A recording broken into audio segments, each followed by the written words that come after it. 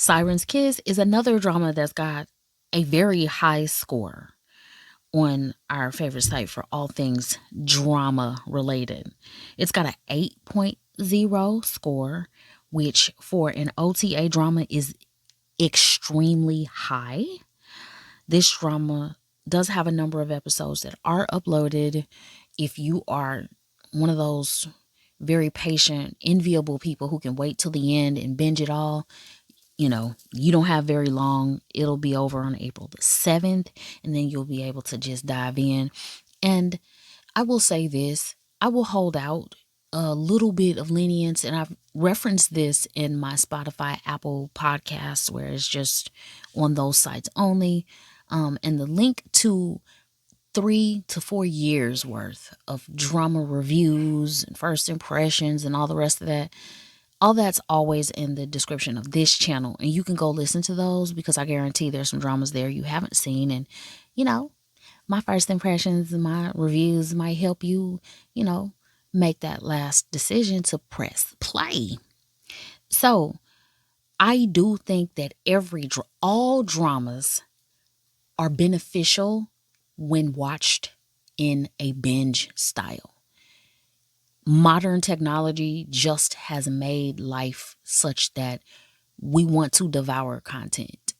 And being able to get a continuous, uninterrupted story, will benefit any drama, even when it's bad.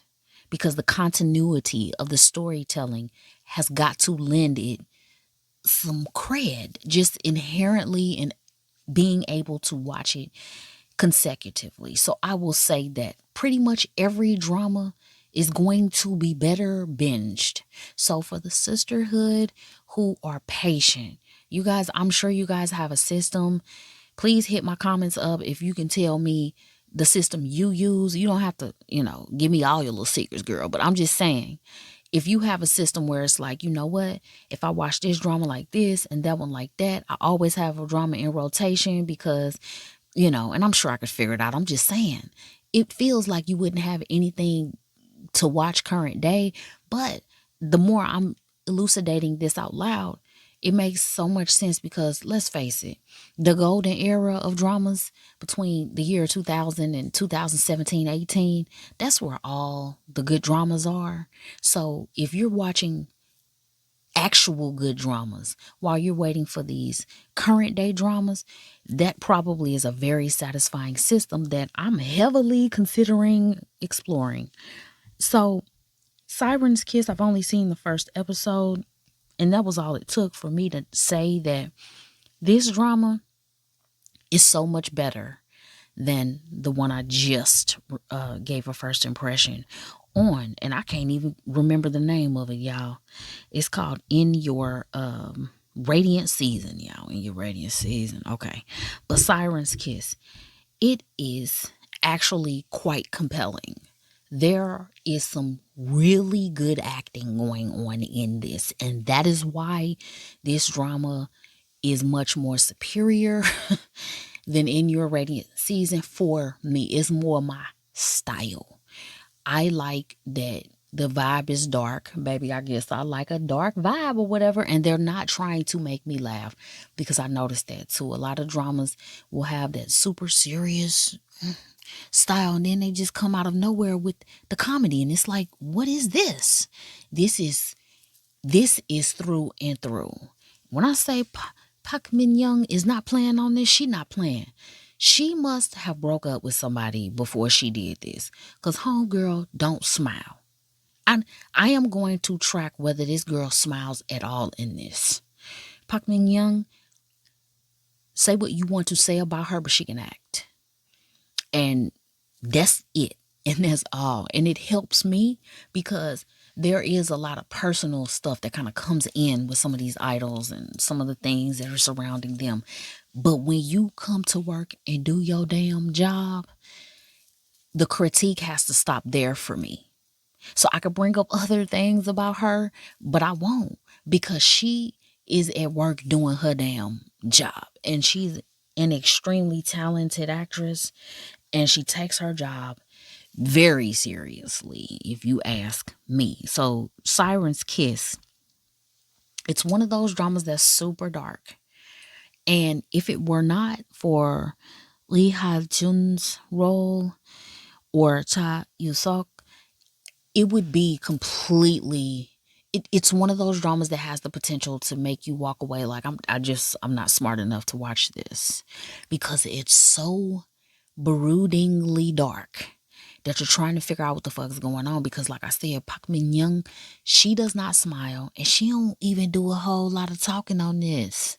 She just like, baby, comb my damn hair, make sure my dress is right, my shoes right, definitely my makeup, and I'm just gonna sit there and look good the whole time. I don't have nothing to say. And oh yeah, I'm gonna cut my finger open for y'all. So since I'm cutting my damn finger and I'm bleeding all over the place, I shouldn't have to say shit for the first 3 or 4 episodes because my finger is still hurting because of that. And that's the attitude she has now. This guy, he brings in the humanity for me. He's an investigator and he's with this certain unit of his, police department where he looks into insurance fraud and situations surrounding that. One thing I love about dramas out of Hanguk, you can always tell what the social issues are in Hanguk. And I guess there are those who could say, well, we can tell that in any country. And I guess if you just sit there and try, you can. But since this is my jam, A Drama World, I'm just going to focus and say you could just always tell what the problems are in society in Hanguk because apparently insurance fraud must be off the people must be acting the fool over there in Hanguk. And through they dramas, they like to send they little PSAs rather, that say, baby, y'all not about to keep getting away with this shit. We're going to crack down and we're going to kill you because this drama's so damn dark. Okay, so Park Min Young is like, y'all, I don't know. I don't know. She don't say nothing. For the first episode, every time you see her, she is carving. Okay?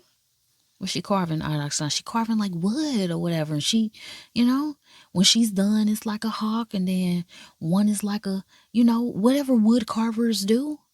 And I don't know. I don't know if it's like gallery Van Gogh priced level art that she does, but I do know that after she got through carving this eagle or whatever she was doing, she stopped to go into the gallery, which that night had an opening. Please don't ask me who the artist was. It couldn't have been her because when she went in there with her knife, at first I thought she was going to kill somebody. I ain't gonna lie. She did not go in there to kill somebody, thank goodness. But she did go in there to kill a painting. She went in there and slashed a painting up. And the guy that was there, I don't know if, he was the artist or he's some kind of, benefactor or what have you. He was just like screaming at the top of his lungs. Yeah, what are you doing? And like, I totally get it because Park Min Young is short on words. She ain't got shit to say. If she just wants to cut your picture up, she gonna do it. And let me take that back. She did in that moment say, I if you want to bring a counterfeit in here, do it somewhere else or something. That was really a bad rendition. But she exposed to her fellow curator. There's another curator, a woman there. And she was like, please do not. She didn't say please, nothing. She was like, that's a fake. That's a fake. And if you bring another one in here, you next with this knife. Now, she ain't say that. I said it, but the vibe is so dark. You just feel like Park Min Young is going to do something to somebody in a minute. So as we progress through the drama, we see that the male lead, he's got a little sister, if I'm not mistaken, and she's in the hospital. She's got really bad, like second, third degree burns all over her body. And it's because her mom is janky as hell, wasn't looking after her, and the young girl got injured. His sister may be like 9 or something like that. And he goes up to the hospital. He confronts his mother, who is scheming with the insurance to get paid. And, he rolls up on her and she's making plans to go shop and all that. Like seconds after she's weeping in front of the insurance adjuster. And like I said, the male lead, he brings the humanity into the role because you could tell he's driven by righteousness. he's gorgeous, but he's like a pedestrian gorgeous. He's like, and I don't want to even make that sound limiting to him. It's just like he's a normal guy. He just looked like a supermodel at the damn police department. And I'm like, damn, are they hiring down there? But he brings just a groundedness to this drama that helps you kind of understand and orient yourself to what's happening in this drama. Another feature of this drama that makes it I don't know if I want to say easy to understand, because like I said, it's not. But Pak Min Young, she's being confronted at a certain point in the drama in the hallway by a second male lead, and his name is Kim Jung Kyun. And you know what? Like I said, now the only one that don't have no overt scandal, I don't even want to say that because he does have scandal, but okay, let me backtrack. Lee Ha-jun, I've never heard have scandal or anything salacious attached to his name. I'll put it there. Pak Min Young, we know, kind of the certain things that kind of surround her. And then Kim Jung Kyun, we know that he's had, an attachment to an actress, and it just didn't go well for either party involved. But whenever I watch a drama with him in it, I never can focus really a lot on his previous scandal. Why? Because he can act. And I think these idols and these musicians and everything need to understand this. The best way for you to get out from underneath scandal is to excel at your craft. Because they may say you were this and you were that, but they also have to say after they finish with that, but she can act her ass off.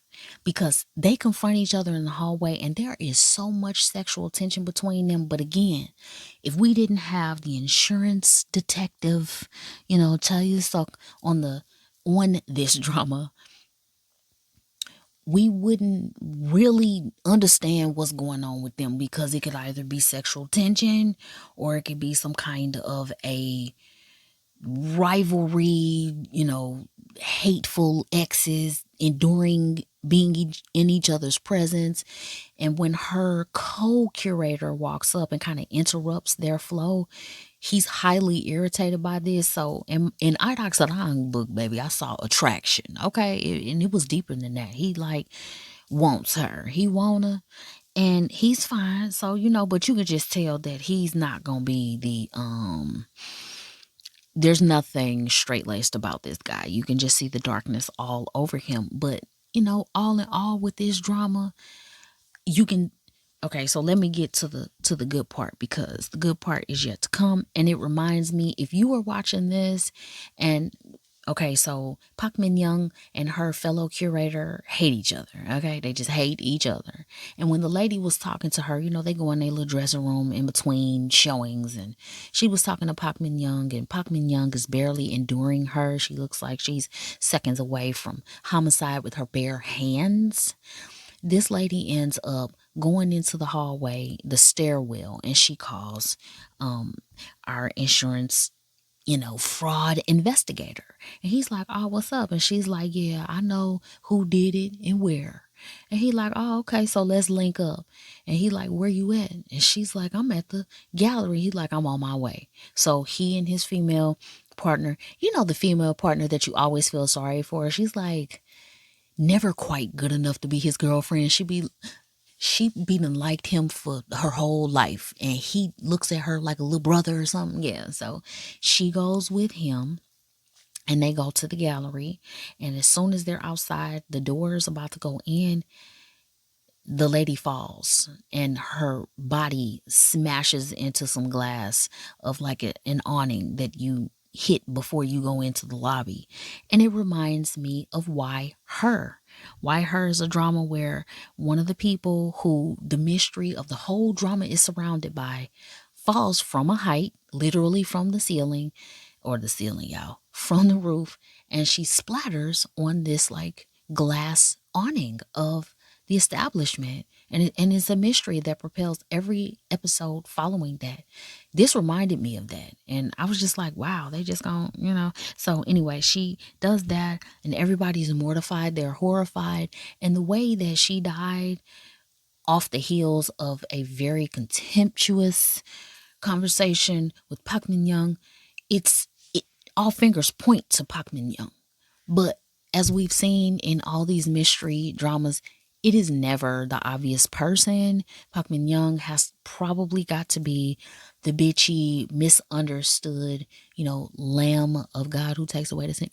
They always make the person who seem evil be like a priest or something. Don't they? Spare time is just don't nobody know. So yeah, it's that's what it is. And you can tell that Park Min Young is gonna have to work closely with the detective because I'm sure she's gonna be, suspect numero uno. But I have to say, in Your Radiant season, when I weigh those two in the balance, oh my gosh, this drama, I actually can see myself going in to finish this drama. In Your Radiant season, baby, I don't know what I'm going to do with that one. I am going to give it another episode or two. But baby, when you watch a drama, you have got to get a lot more intuitive and understand the best is behind you. The best is behind you. The only dramas that I really do give a chance because they take this long to warm up are C-dramas. And they give us so many more episodes that you almost kind of have to give them more time to get to the damn point because they have the time to do it. So that'll do it for my first impression of Siren's Kiss. And y'all, I know one thing with kisser in the damn title, baby, if we don't get a kiss, if I don't get a kiss that blows my wig back, I'm going to be highly disappointed, especially because Park Min Young, she's an actress through and through. She not only can deliver her lines, but when it's time to kiss, she comes to kiss. So I'm ready. Are you guys ready? If you're watching this, make sure that you leave a comment or just like the episode. That works too. Otherwise, I will be talking to you in the next, 2 days when Mr. Kurosaki finally goes in for the win. Let's hope he pulls it off and pulls it off in such a way that it at least makes our stomachs flutter even a little bit. Until then, I'll talk to you in the next episode.